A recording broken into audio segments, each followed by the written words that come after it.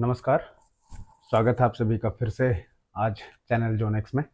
और मैं आज फिर से आज थोड़ा सा वीडियो लंबा होगा क्योंकि आज हमारे पास मुद्दे थोड़े ज़्यादा हैं और कुछ बहुत ही ज़्यादा संवेदनशील मुद्दे हैं।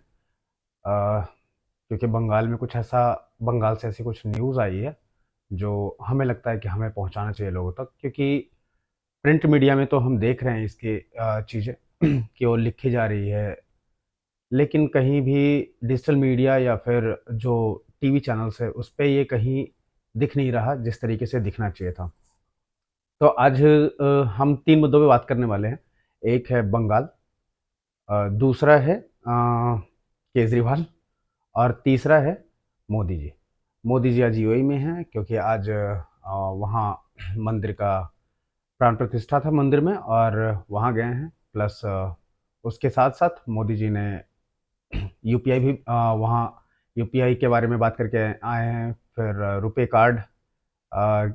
कार्ड भी अभी वहाँ यूज़ होने वाला है। रुपे टेक्नोलॉजी जो हमारी नई-नई बनी है, भारत में बनाई गई है। तो इन सब सारे मुद्दों पे बात करेंगे हम। सबसे पहले हम शुरू करेंगे केजरीवाल से, क्योंकि वो बहुत संक्षेप में रखा है हमने, क्योंकि बंगाल में बोलना बहुत ज़रूरी है। बंगाल में कुछ ऐसा हो रहा है जो बहुत ही भयावह, दर्दनाक, और अगर कोई समझ पाए या ढंग से समझे, जो उस चीज़ से अगर जुड़ सकते हैं ना, किसी जो बात हो रही है वहाँ, अगर उससे कोई भी जुड़ेगा तो उसे बहुत तकलीफ होगा। तो इन सारे मुद्दों पे हम बात करेंगे। चलिए शुरू करते हैं केजरीवाल से।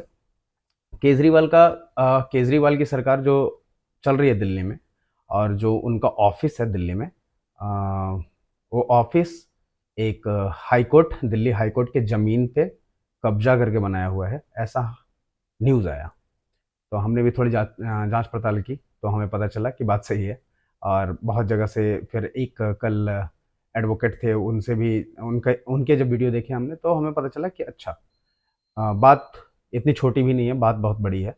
क्योंकि अब हाई कोर्ट सुप्रीम कोर्ट के पास जा रहा है उस ज़मीन के लिए, क्योंकि वो उनकी ज़मीन है और वो कह रहे हैं कि हमारी ज़मीन पे आप आम आदमी पार्टी का ऑफिस बनाया गया है, हमें वो ज़मीन वापस चाहिए। इसमें केजरीवाल को अगर देखा जाए तो केजरीवाल पहले भी ऐसे बहुत सारे वक्तव्य देते हुए पाए गए हैं, जिसमें एंटीलिया जो मुकेश अंबानी का घर है, अ, मेरे हिसाब से वो भारत का सबसे महंगा घर है जो मुकेश अंबानी ने अपने लिए बनवाया है। उनकी सारी फैमिली वहीं रहती है। तो उसके बारे में भी वो बोलते नज़र आए थे कि अगर हमारी मुंबई में सरकार, महाराष्ट्र में सरकार आ गई, तो वो ज़मीन हम वक्फ को दे देंगे लेके मुकेश अंबानी से। खैर, अब ये बक के स्टाइल में ही जो ज़मीन, बक का एक रूल है ना कि अगर वो आपकी ज़मीन पे बता दिया उन्होंने कि हाँ, ये हमारी ज़मीन है, तो ये आपको प्रूफ़ करना पड़ता है कि नहीं, ये ज़मीन हमारी है। वो नोटिफ़िकेशन भी नहीं देंगे तो चलेगा, वो लीगली उनका हो गया है। तो ऐसी कुछ रूल्स हैं हमारे यहाँ जो बनाई गई थी पुराने सरकारों के द्वारा। उनके हाथ मजबूत किए गए थे ऐसे संस्थानों के। तो आज इसी रूल के कारण इस भारत देश में तीसरे नंबर पे आती है वक्फ, जो जिसके पास सबसे ज़्यादा ज़मीनें हैं। खैर, उस पे आते हैं। केजरीवाल जिस तरीके से बात कर रहे थे वक्फ के बारे में, और वो अभी के लिए उसी स्टाइल में हाई कोर्ट की ज़मीन पे कब्जा करके बैठे हैं। हमारे पास इसके लिए चंद्रचूड़ साहब का ये एक बयान आया है जो बहुत ही जो जिस तरह का उनका बयान आया है, आप स्क्रीन पे देख सकते हैं कि इसे ये Chandrachud expresses shock that the Aam Aadmi Party political office was build over encroached land that was that was originally allotted to Delhi High Court. और उसके बाद ये कहते हैं कि आप ज़मीन वापस कर दो। जबकि ये खुद सुप्रीम कोर्ट के जज हैं, सीजीआई हैं हमारे सुप्रीम कोर्ट के, सॉरी इंडिया के। तो चीफ जस्टिस ऑफ इंडिया है ये। अ, ये भी उनसे भी रिक्वेस्ट कर रहे हैं, देखते हैं आगे क्या होता है इस पे। पहले तो जैसा जैसे हमें जानकारी मिली कि 2-3 जो डिजिटल मीडिया है, जो जैसे बार एंड बेंच, जो अदालतों के कार्रवाई या अदालतों के अपडेट देती है दुनिया को कि आज क्या हुआ, किस केस पे क्या सुनवाई हुई, वगैरह वगैरह। तो उन लोगों ने भी स्टार्टिंग में जब ये न्यूज़ आई तो उन्होंने नाम नहीं लिखा था कि ये किस पार्टी के द्वारा किया गया है, फिर जब लोग उठे, जब लोगों ने बात करनी शुरू करी, तो फिर उन्होंने इस पे नाम लिखा कि हाँ, ये आम आदमी पार्टी के द्वारा ऐसा किया गया है। चलिए हमारे सीजे साहब जो बोल रहे हैं कि ये इन्हें लौटा देना चाहिए, अच्छी बात है। अगर ऐसे माँगने से मिल जाता चीज़ें, तो बहुत सारी चीज़ों का समाधान आसानी से हो जाता और कोर्ट की ज़रूरत ही नहीं पड़ती शायद। लेकिन ठीक है, अगर ये आग्रह कर रहे हैं, तो अब आम आदमी पार्टी के ऊपर है कि वो सुनती है, नहीं सुनती है। अगर नहीं सुनती है, तो हमारे हाई कोर्ट की ज़मीन है, ऑब्वियस है, तो कानून से सीधा-सीधा खेल रहे हैं, तो कानून भी कुछ करेगी तो देखा ही जाएगा। आते हैं आगे कि केजरीवाल के पुराना एक वक्तव्य है, आप देखो उसे और आप डिसाइड करो, क्योंकि इनका एक नाम बहुत अच्छा दिया गया है, पलटू राम। ये पलटू राम, ऐसे तो नीतीश कुमार को भी कहा जा रहा है, लेकिन ये भी कुछ कम नहीं है, ये पलटते बहुत जल्दी हैं, या भूल जाते हैं शायद कि इन्होंने जो पीछे कहा था, राहुल गांधी के आसपास रहते हैं, तो शायद उनका असर है, क्योंकि संगति का असर होता है थोड़ा। तो ये पुराना इनका वीडियो है, ये आप सुनिए पहले। हम खुद भी अतिक्रमण के खिलाफ हैं। हम नहीं चाहते कि एनक्रोचमेंट्स होनी चाहिए, हम नहीं चाहते कि इलीगल बिल्डिंग्स बननी चाहिए। चुनाव के बाद पूरी दिल्ली जानती है कि आम आदमी पार्टी की सरकार बनेगी नगर निगम के अंदर। हम दिल्ली के लोगों को भरोसा दिलाते हैं कि ये अतिक्रमण की और अवैध रूप से बनी हुई दिल्ली की समस्या को हम समाधान करेंगे। एक तरफ ये कह रहे हैं हम अतिक्रमण को हटाएंगे, या और दूसरी साइड उसी वीडियो में दूसरी साइड चलाया जा रहा है कि इन्होंने करा क्या है। तो बात साफ है कि मुंह में राम बगल में छुरी, जो कहा जाता है, वो सत्य है इनके लिए। ये कहते कुछ और है, करते कुछ और है। अभी कल ही के वीडियो में मैंने बताया कि ये पहले क्या कह रहे थे कि इनकी नानी ने क्या कहा था राम मंदिर के बारे में, फिर राम मंदिर पहुंच गए, नानी के साथ ही विश्वासघात किया। ठीक है, इनका अगर मतलब अब धीरे धीरे लोग देख रहे हैं ये सारी चीज़ें कि जो ये कहते हैं वो करते तो बिल्कुल नहीं है। उल्टे हाथ में जिनसे इन सभी दलों का पाला पड़ा है, वो एक ऐसा इंसान है, मैं अपने देश के प्रधानमंत्री आदरणीय नरेंद्र मोदी के बारे में बोल रहा हूँ, कि वो ऐसा इंसान है जो कहता है और करता भी है, और फिर बताता है कि ये मोदी की गारंटी है, चूकेगा नहीं। दूसरा है कि कुछ चीज़ें तो कहते भी नहीं हैं और कर देते हैं। ठीक है, जैसे अभी मंदिर में प्रतिष्ठा के लिए गए थे यूएई, यूएई में रुपए टेक्नोलॉजी दे के आए, फिर यूपीआई की बात चल रही है। श्रीलंका में ऑलरेडी यूपीआई की बात हो चुकी है, वहाँ भी स्टार्ट होने वाला है, प्लस मॉरिशस में भी स्टार्ट होने वाला है। तो वो कर रहे हैं ये सारी चीज़ें, ये मेन स्ट्रीम मीडिया में आती है बहुत थोड़ी देर के लिए, लेकिन जब ऐसे ऐसे लोग, ये आपको एक हाथ में ऐसे लोग मिलते हैं और दूसरे हाथ में जब मोदी जैसे लोग मिलते हैं, तो सीधी सी बात है, जनता को भी दिखता है चीज़ें, और आम आदमी को भी, आम आदमी मतलब आम आदमी पार्टी नहीं, आम आदमी मतलब मेरे आपके जैसे लोग, उन्हें भी दिखता है और वो डिसाइड करते हैं, फिर वोट देते हैं कि जो सही काम कर रहा है, जो सच बोल रहा है, उसे हम वोट देंगे। ठीक है जी। फिर ये लेके आते हैं मुद्दा ईवीएम। अभी पंजाब में कुछ हुआ था, ये मेयर का चुनाव, तो उसमें भी इन्होंने एक मुद्दा उठाया, जो हुआ कुछ नहीं उसमें। अगर ऐसा कुछ होता तो कोर्ट खुला है, कोई भी कोर्ट में जाके अपना ये केस कर सकता है, पीआईएल डाल सकता है कि ऐसा कुछ हुआ है। उस पे इलेक्शन कमीशन ऑफ इंडिया जो है वो एक्शन ले सकती है, लेकिन ऐसा कुछ होता नहीं देखा, और बीजेपी साफ साफ वहाँ जीत गई। तो इनका ब्लेम गेम, प्लस हम बोलने में माउथ स्ट्रांग बहुत हैं, ये सारे बहुत बोलने को कुछ भी बोलते हैं, करने की बात आती है तो फिर वही टाइम फेस। स्कूलों की बात करी गई थी, तो स्कूलों के जब निरीक्षण हुआ, जब इंस्पेक्शन हुआ, तो चीज़ें सामने निकल के आने लगी। फिर ये कट्टर ईमानदार सरकार, जिस तरीके से ताल ठोक के कहते थे, कट्टर ईमानदारी में आधी सरकार की कैबिनेट जेल में है, और बाकी भी लाइन में लगे हैं जाने के लिए। कुछ दंगाई निकले यहाँ से, जो अच्छे लोग थे वो ऑलरेडी छोड़ के चले गए। तो ये है आम आदमी पार्टी। पहले तो आम आदमी के नाम पे इन्होंने पार्टी का नाम रख दिया, उसके बाद आम आदमी को मतलब ठीक है, आम आदमी ही अब इन्हें बताएगी क्या करना है नहीं करना है, क्योंकि आम आदमी को सब कुछ दिख रहा है, और आम आदमी पार्टी चुनने को अपने, उनके पास वोट है तो अपना पार्टी खुद चुन भी सकती है। आते हैं बंगाल पे। बंगाल बंगाल एक ऐसा ऐसा मुद्दा चल रहा है बंगाल में कि अगर एक इंसान को बताया जाए, तो वो सुन के शर्म से पानी पानी हो जाएगा। मैं शायद बोल भी ना पाऊँ सारी चीज़ें जो जो चल रही है, जो जो कहा जा रहा था। स्मृति ईरानी जी का एक वीडियो आया है जिसमें वो बात कर रही हैं बंगाल पे, एटलीस्ट कोई बात कर रहा है। और ये ऐसा नहीं कि बंगाल में लोग रह रहे हैं तो बस ऐसा कुछ हो रहा है, नहीं, ये टारगेटेड चीज़ें हैं। आपको अगर मैं एक न्यूज़ दिखाऊं, इसका जो हमने स्लाइड शो बनाया है, तो अगर आप वो देखोगे तो फिर हमें लगता है कि स्लाइड शो हमारा नहीं चल पा रहा है। हम थोड़ी देर में स्लाइड शो दिखाएंगे आपको। अलग अलग न्यूज़ चैनल, प्रिंट मीडिया ने कवर करा है उसे। तो अगर वो चीज़ें आप देखते हो, आप हमें एक सेकेंड बस।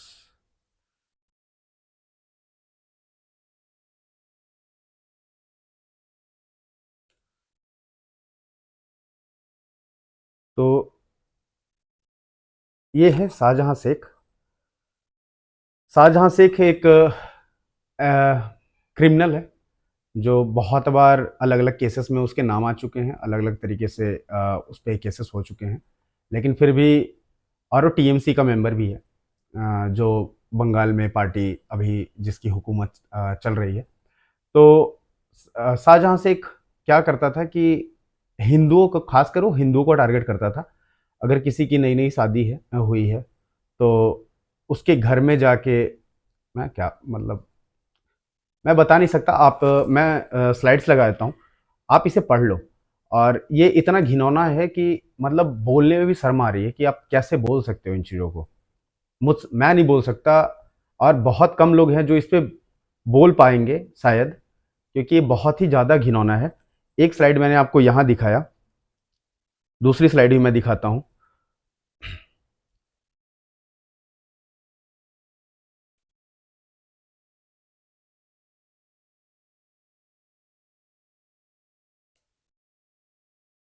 ये देखिए दूसरी स्लाइड।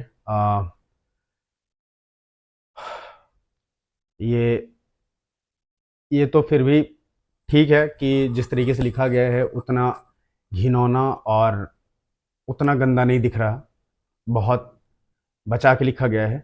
लेकिन आप स्मृति ईरानी जी का जब आप वीडियो देखेंगे तो आपको पता चलेगा कि ये किस तरह की चीज़ें थी हैं। मैं सीधे वीडियो पे आता हूँ क्योंकि ये बोल पाना मेरे लिए बहुत कठिन काम है, मैं नहीं बोल पाऊँगा। और बहुत ही घिनौना, शर्मनाक ऐसा है कि जब सोचता हूँ तो ऐसा लगता है कि एक बंगाल एक ऐसा राज्य है जहाँ की मुख्यमंत्री स्वयं एक महिला है, और उन्हीं के पार्टी के कोई कार्यकर्ता कुछ ऐसी हरकतें कर रहे हैं, वो भी महिलाओं के साथ, जो कहने में भी बहुत शर्म की बात है कि आप मतलब बहुत सारे लोग कह भी नहीं पाएंगे वो चीज़ों को। पब्लिक प्लेस में नहीं कह पाएंगे, आपस में भी बात करना बहुत मुश्किल होता है। कि जब ऐसी बातें खुल के आती है, तो जब आप लोगों से बात कर रहे होते हैं कि ऐसा कुछ हुआ है, वीडियो बनाने से पहले हम भी लोगों से पूछते हैं, बातें करते हैं कि ऐसा ये पता चल रहा है क्या। तो जब उनके साइड से आता है कि भाई मतलब ये तो ऐसा है, निर्लज्जता, किसी के आबरू के साथ खेलना, ये बहुत ही घिनौना, बहुत ही शर्मनाक। और मैं क्या कहूँ, कहने के लिए शब्द में, आप अगर मैं कह भी दूँ तो क्या कहूँ, मेरे पास शब्द ही नहीं है वैसे, जो इन चीज़ों को एक साथ डिफाइन कर दे। आप स्मृति ईरानी जी को सुनिए एक बार, फिर मैं बताता, हम और इस पे बात करेंगे आगे। पहले इन्हें सुनते हैं। While speaking to the media, have said TMC পার্টির লোক দেখে যাবে কোন বাড়ির বউ দেখতে সুন্দর। Translation: Men of the TMC party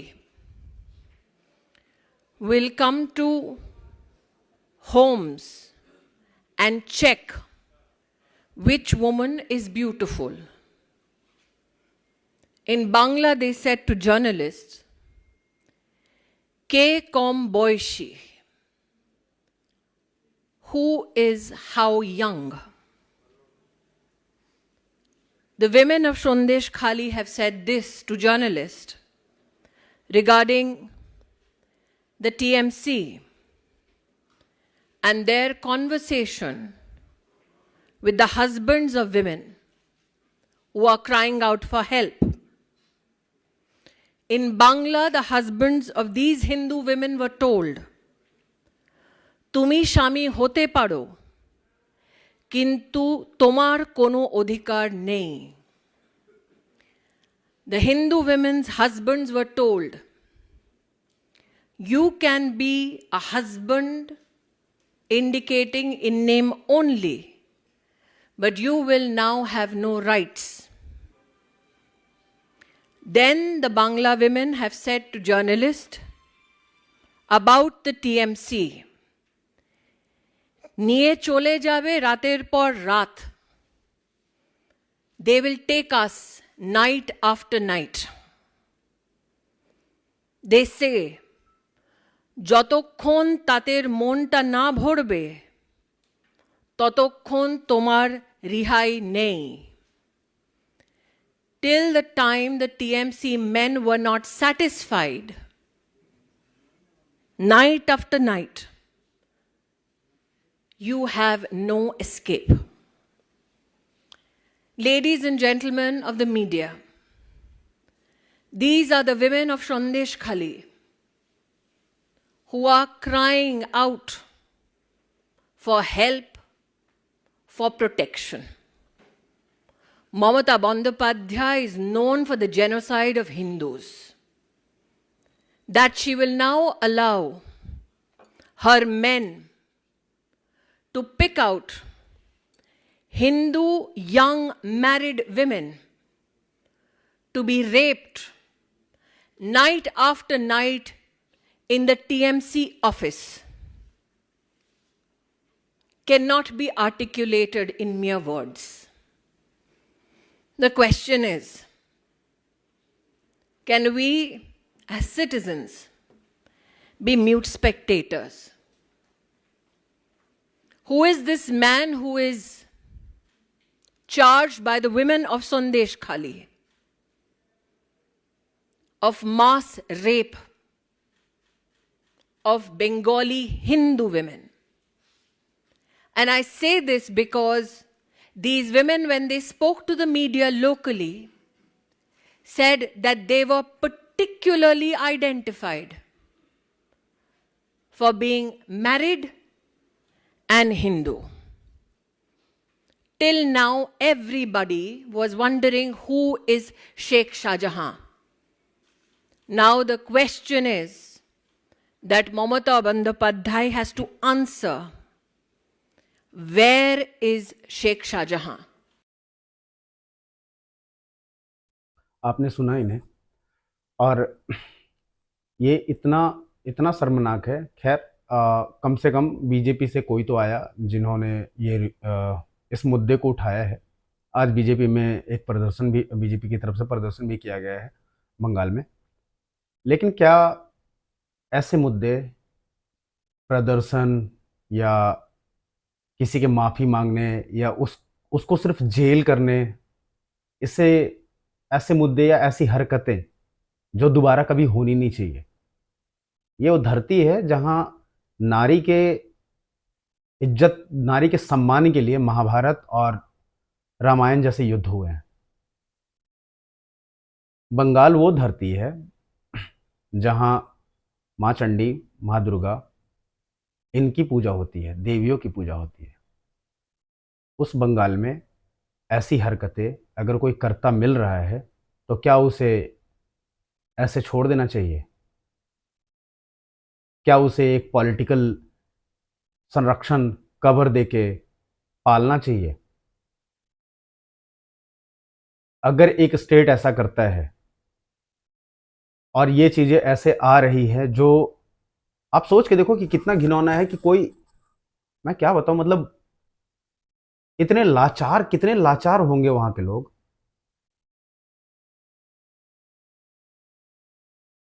कि वो, मतलब इससे आसान उन्हें मौत लगता होगा।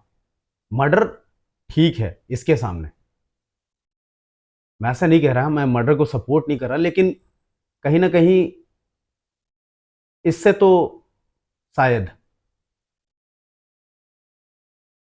इतना घिनौना है, मतलब मुझे बहुत बुरा लग रहा है। पर्सनली मैं बहुत ज़्यादा हर्ट हूँ इस पूरे घटना से। ये चीज़, और जिस तरीके से अगर हम बात करें टीवी चैनल्स की, जो मेन स्ट्रीम मीडिया कहलाता है, तो अगर आप हाथ पे गिन के चलते हो कि ठीक है, बाकी को छोड़ देते हैं कि नहीं देखते होंगे लोग, जो 5-6 मेन स्ट्रीम मीडिया जिसे लोग देखते हैं, रिपब्लिक टीवी है, जी न्यूज़ है, आज तक है, नव भारत टाइम्स है, ऐसे ऐसे 5-6 जो मीडिया है हमारे पास, टीवी चैनल्स हैं, उस पे 1 घंटे का स्लॉट नहीं मिल रहा कि इस पे भी डिबेट होना चाहिए। सुबह से लेके शाम तक, मतलब शाम 5 बजे से रात के 11 बजे तक अगर आप टीवी देखते हैं तो रोज का ये कुछ ना कुछ एक मुद्दा, कुछ नहीं है तो पाकिस्तान को उठा के रख देते हो आप। क्या ये मुद्दा ठीक है? अभी मोदी जी गए हैं यूएई, सारी मीडिया उधर चली गई है, सारी चली गई, एक रिपोर्टर नहीं है बंगाल में। ईडी जाती है, उसे मारा पीटा जाता है, सीबीआई जाती है, उसे जेल में डाल दिया जाता है। तो केंद्र कर क्या रही है? ये सवाल नहीं उठना चाहिए? क्या लोगों को नहीं पूछना चाहिए कि केंद्र कर क्या रही है? इंदिरा गांधी के टाइम में ऐसा कुछ हुआ था तो इंदिरा गांधी ने एक एक्शन लिया था स्टेट पे। ये केंद्र के पास पावर है। हाँ, हम जानते हैं कि बीजेपी का नेचर ऐसा नहीं है, नहीं करेगी, वो मानते हैं हम। कुछ और तो करो, कुछ और करो, इसे सही करो। तुम जिसे वोट बैंक समझ के रखे हो बंगाल में कि हिंदू हमारे हमें वोट देंगे, जब वो बचेंगे ही नहीं तो वोट कहां से लाओगे? और मारना भी है किस, जैसे एक चुनाव होता है, छोटा सा चुनाव होता है पंचायत का, उसमें कितने मर्डर हो जाते हैं। आपके लिए आपके कार्यकर्ता सिर्फ नंबर हैं, बीजेपी वाले इतने मारे गए हैं, बस काम खत्म। आपने क्या किया?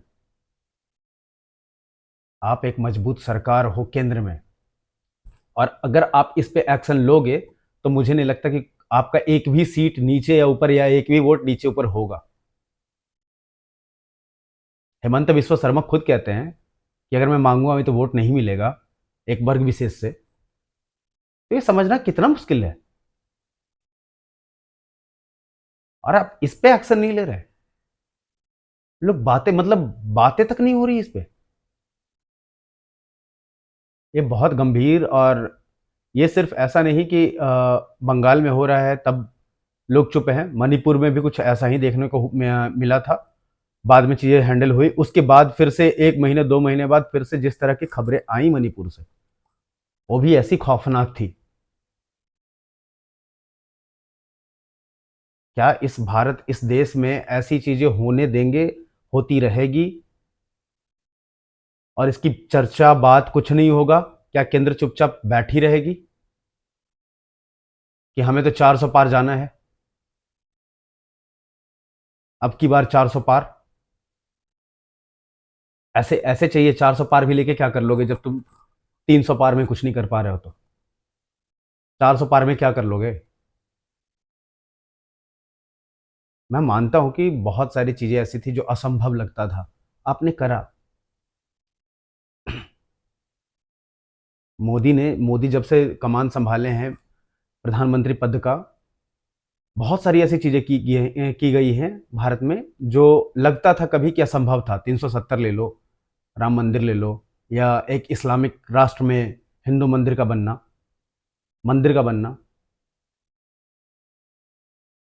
हम मानते हैं ये सारे असंभव काम थे, ये तो असंभव नहीं है। ये क्यों नहीं कर रहे हो?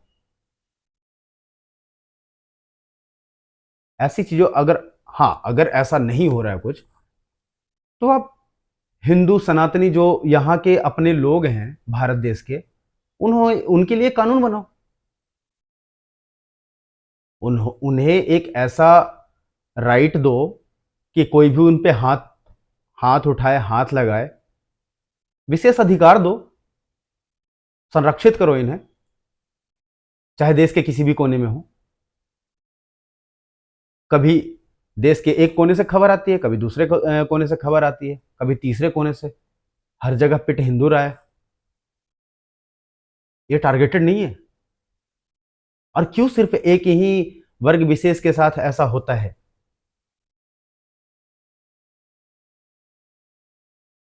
क्यों कोई और दूसरा कोई वर्ग विशेष या फिर समुदाय, क्यों उसके साथ कभी कुछ क्यों नहीं हो रहा? आपके पास मेजोरिटी है अभी। अगली बार जैसे ही कानून बनाने का टाइम आता है, आप पे कानून बना दो, अगर आपसे ये नहीं हो पा रहा है तो। या तो आप योगी जैसे और लाओ, लेके आओ अलग अलग राज्यों में। यूपी यूपी में जो हालत थी वैसे बंगाल में हालत उस लेवल की तो नहीं हुई ना, कि लोग कमर में कट्टा लेके घूम रहे हैं। अठन्नी चमन्नी जब चलता था, 50 पैसे 25 पैसे, तब की बात बता रहा हूं। अठन्नी चमन्नी के लिए गोली मार दिया जाता था यूपी में।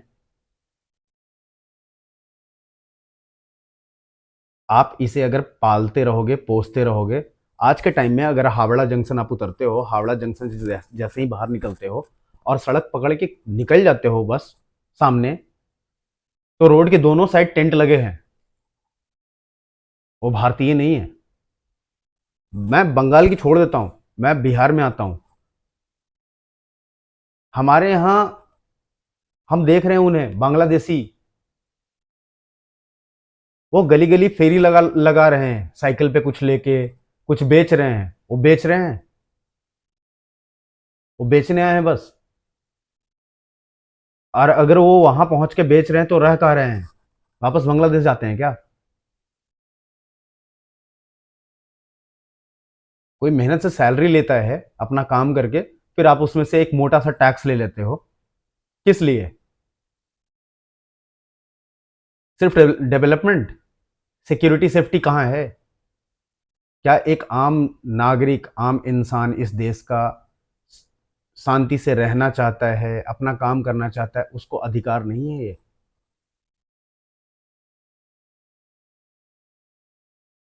सेक्युलरिज्म का सारा जिम्मा एक खास धर्म के मानने वालों लोगों के ऊपर डाल देना, ये सही है? नहीं, ये सही नहीं है। और लोग, अगर ये हो रहा है तो इसे रोकना चाहिए, क्योंकि लोग भी अब परेशान हो चुके हैं। लोगों ने सेक्युलरिज्म की जिम्मेदारी अपने कंधों से उतारना शुरू कर रखा है, शुरू कर दिया है, और बहुत जल्द उतार भी देंगे। नहीं चाहिए सेक्युलरिज्म भाई, जान देके तो नहीं चाहिए, इज्जत देके नहीं चाहिए सेक्युलरिज्म। कौन भाई, कैसा भाई? नहीं चाहिए ऐसा भाई। हमारे यहाँ भाई का मतलब कुछ और होता है। हमारे यहाँ भरत, लक्ष्मण, राम, शत्रुघ्न, ये भाई होते हैं। भाई का मतलब ये होता है हमारे यहाँ। ये भाईचारा चारा मत बनाओ अब हमें, हो गया। मतलब ठीक है, आप प्रधानमंत्री को, मुझे तो मीडिया का समझ नहीं आ रहा कि आप क्या कर रहे हो, क्यों कर रहे हो। राजदीप सरदेसाई बोलता है कि हमारा बंगाल हम दिल्ली से दूर पड़ रहा था, इसलिए हम वहाँ कवर नहीं कर पाते थे। एक इवेंट में बोला है उसने। लेकिन वो फ्रांस पहुंच जाता है कवर करने, तो गुजरात दंगे में पहुंच जाता है कवर करने। दिल्ली से बंगाल दूर है, गुजरात दूर है।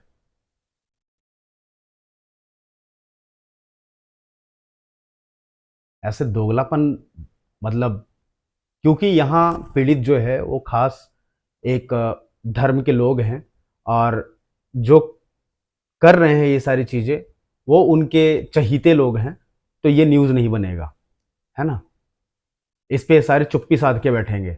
हमारे 8 जवान पकड़े जाते हैं, नेवल ऑफिसर्स पकड़े जाते हैं कतर में, तो आप उसका जश्न मनाते हो।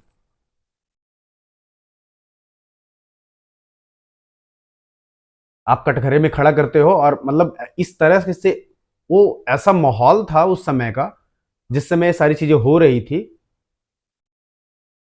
कि देख के लोग हैरान थे कि ये हमारे ही लोग हैं जो पकड़े गए हैं। इतनी खुश होने वाली बात नहीं थी ये, जितने खुश तुम हो रहे थे। आज तुमसे एक लाइन नहीं छप रहा, एक लाइन बोला नहीं जा रहा टीवी पे। शर्म नहीं आनी चाहिए तुम्हें? धिक्कार है तुम पर, तुम सब पर, जो खुद को पत्रकार, अरे राजदीप को तो कहना ही नहीं चाहिए, संसद में तो वो गिद्ध बन के घूम ही रहा था। माफ़ी चाहता हूँ मैं राजदीप से।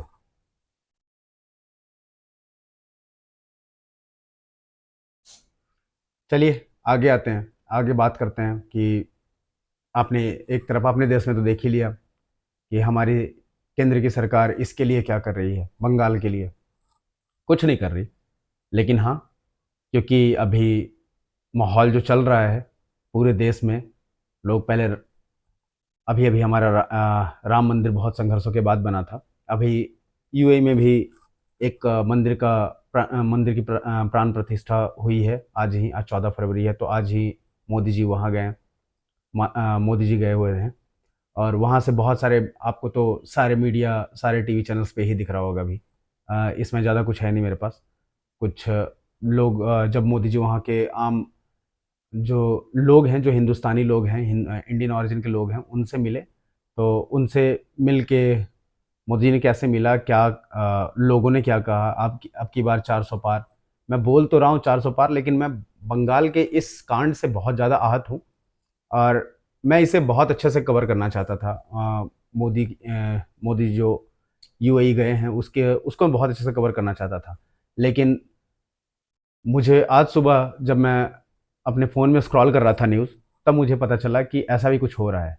और ये तब पता चला जब मैं प्रिंट मीडिया के कुछ आर्टिकल से जा रहा था।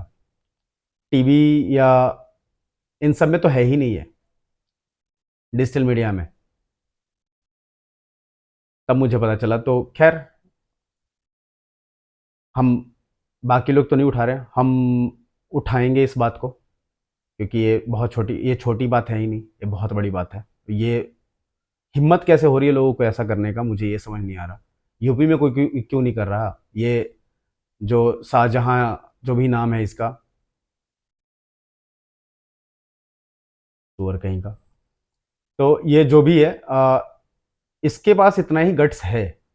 अगर इतना ही गट्स है, इतना ही पावर है, या इतना ही बड़े गुंडे हो, तो यूपी आओ। और ये यूपी बस आओ, तुम कुछ मत करो, बस यूपी आओ। कुछ नहीं करना है तुम्हें, इंटर कर जाओ बस यूपी में। वहां पता है कौन बैठा है? योगी आदित्यनाथ। चमड़ी उधेड़ के ढोल बनाएगा वो, और पीटेगा भी जोर से। तुम्हारे जैसा कुछ मन चले, अभी कुछ दिन पहले एक युवती के दुपट्टा खींचने की कोशिश किए थे। युवती, वो लड़की गिर गई सड़क पे, पीछे से एक लड़का बाइक से आ रहा था, वो स्पॉट डेथ हो गया लड़की का वहीं पे। ढूंढ के मार दिया उसे, वो नहीं छोड़ते भाई। और तुम ऐसे कांड करके बच जाओगे? गलती से भी एक बार अगर आ गया ना उधर बीजेपी, योगी जैसा कोई, तो भागता फिरेगा, जमीन कम पड़ जाएगी। अभी यूपी का एक और था कि दो बाप बेटे मिलके, वो भी वर्ग विशेष से ही ताल्लुक़ रखते हैं, तो दो बाप बेटे मिलके अपने ही भाई के परिवार को मार दिया, गोली मार दिया, और फिर वो नेपाल भागने की कोशिश कर रहे थे, पकड़ लिए गए। जो धुलाई हुई है ना, जो सुताई हुई है ना उनकी, वीडियो आए हैं, फोटोज भी आए हैं, देखो थोड़ा। और ये पहला इसका कांड, मतलब ये ऐसा कुछ पहला नहीं कर रहा है ये, इसका ये रिपीट कर रहा है, क्योंकि वहाँ टीएमसी है, ये टीएमसी से इसका संबंध है, तो ये कुछ भी कर रहा है, इसे कोई बोलने वाला नहीं है। और शर्म की बात यह है कि वहाँ की मुख्यमंत्री महिला है, एक महिला है मुख्यमंत्री। स्मृति ईरानी को आप देखो, बोलते वो भी एक महिला है।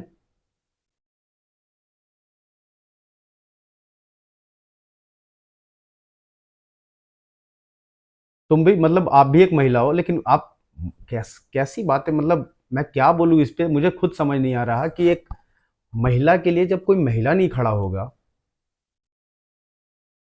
जो मुख्यमंत्री है, आप अगर कुछ नहीं करते, महिला के नाते ही खड़ा हो जाते कि हाँ एक नारी है, उसके लिए ही मैं खड़ी हो जाती हूँ, मैं ये होने नहीं दूंगी। बाकी तो छोड़ो, क्राइम है वो तो ठीक है, होगा, होता ही रहेगा, खत्म होगा जब कुछ होगा, ठीक है, समझ में आ गया। ये इस तरह का घिनौना काम, और इस पे कोई एक्शन नहीं है। चलिए, वीडियो बहुत लंबी हो गई है, मैं जल्दी से निपटाता हूँ। मोदी जी के बारे में मैं बता देता हूँ यूएई में क्या हुआ है और आज किस तरीके से मोदी मिले हैं लोगों से। ये एक वीडियो है, हमें भी मिला है सोशल मीडिया पे, आप देखें।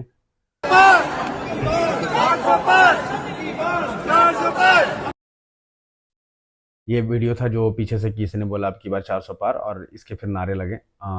जिस तरह का अभी माहौल चल रहा है, एक तरफ से तो उधर किसान आगे बढ़ते जा रहे हैं और उन्हें आज भी बहुत सारी चीज़ें हुई हैं शंभू बॉर्डर पे, और वहाँ लोग जैसे पिछली बार हुआ था वैसे ही इस बार भी फिर से वो सारी चीज़ें, कोई क्रेन लेके आ रहा है कि हमें वो बैरिकेडिंग हटाने हैं।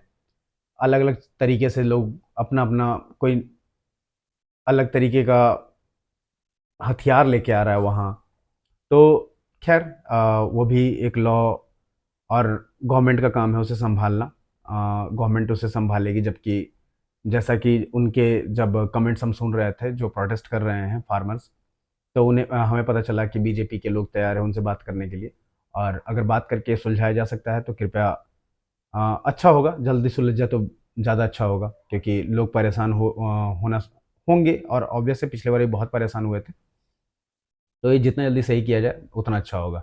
मोदी जी अभी 400 पार के नारे लग रहे हैं हर जगह, और अच्छी बात है। अगर सरकार ऐसी नहीं है कि सरकार कर रही है चीज़ें, लेकिन ये भी बात है कि अगर ये चीज़ें स्टेट संभाल लेती तो ज़्यादा बेटर था।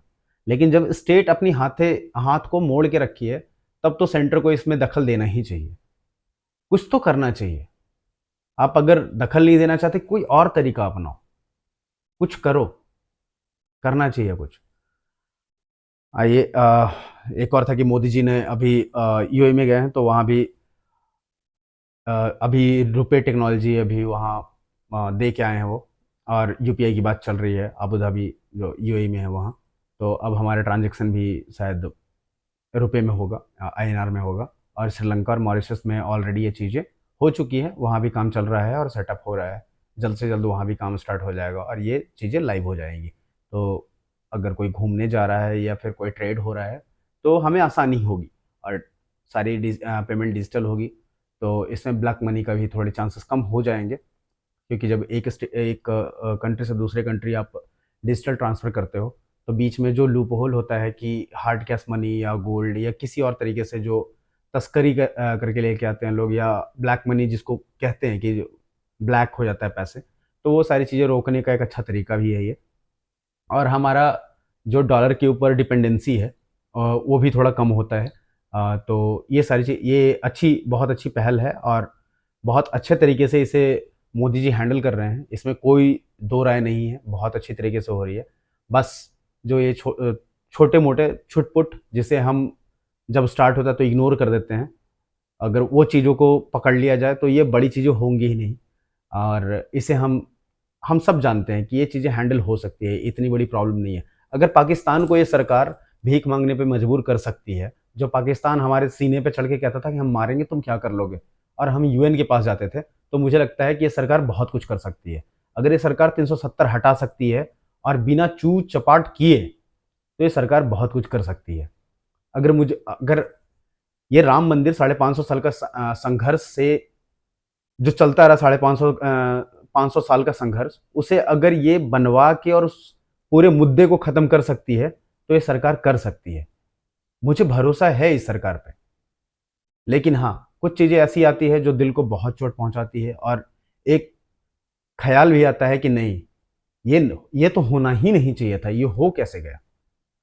हो गया, उसके बाद जो आप कर रहे हो, नहीं कर रहे हो तो बात की बात है, लेकिन ये होना ही नहीं चाहिए था। ये कैसे हो जा रहा है? कभी दिल्ली में हो रहा है, कभी दूसरे स्टेट में हो रहा है, कभी तीसरे स्टेट में हो रहा है, कभी बंगाल, कभी कहीं, कभी मतलब क्यों?